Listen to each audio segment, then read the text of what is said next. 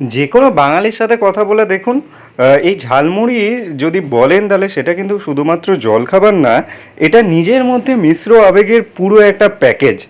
বাংলা সবসময় সন্ধ্যার সময় কিছু না কিছু খেতেই চায়। এই ধরুন আলুর চপ, বেগুনি বা বিভিন্ন প্রকারের চপ বা তেলে ভাজাগুলিকে যদি একসাথে বলা যায় কাটলেট, সেগুলো যেমন একটা সন্ধ্যার খাবার, কিন্তু এমন একটা খাবার আছে যা সময়ের বাইরে চলে যায়।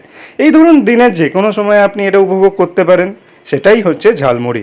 কলকাতার প্রতিটি কোণায় আপনি একজন ঝালমুড়িওয়ালা পাবেন। আপনি যদি ভাবছেন ঝালমুড়ি কী, তাহলে কল্পনা করুন একটি কাগজের প্যাকেট ভর্তি মুড়ি, যাতে সেদ্ধ আলু টুকরো টুকরো করে কাটা আছে, টুকরো টুকরো টমেটো, পেঁয়াজ, চানাচুর, তারপরে আরও অনেক রকমের বাদাম, ছোলা, তার কুচি করে কাটা আপনার নারকেল, বিভিন্ন মশলার মিশ্রণ, আপনার লেবুর রস, তারপরে আপনি যদি চান তেঁতুলের আচারটার যে জলটা হয় সেটাও আপনি মেশাতে পারেন।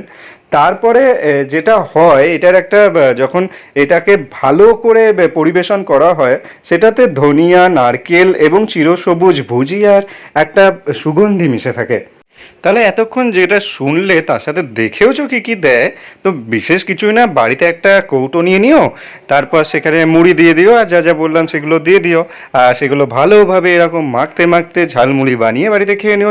আর হ্যাঁ, এই যে ঝালমুড়িটা আছে সেটা কি কলকাতার খাবার?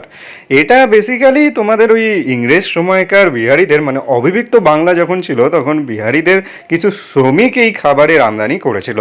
তো এটা হচ্ছে নাগেরবাজারের ডিম্পল প্লাজা বা পার্সোনালাইজ এই দোকানটা যেটা আছে তার উল্টো দিকে কাকাটা বসে। চাইলে তোমরা খেতেই পারো।